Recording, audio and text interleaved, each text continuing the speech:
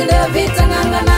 Vita zetu wapendwa sio za mwili, wala silaha zetu sio za mwili, bali zina uwezo katika Mungu kuangusha ngome zote za shetani. Tukiangusha mawazo na kitu kilichoinuka kijiinuacho juu ya elimu yake Mungu, kutega nyara kila fikira.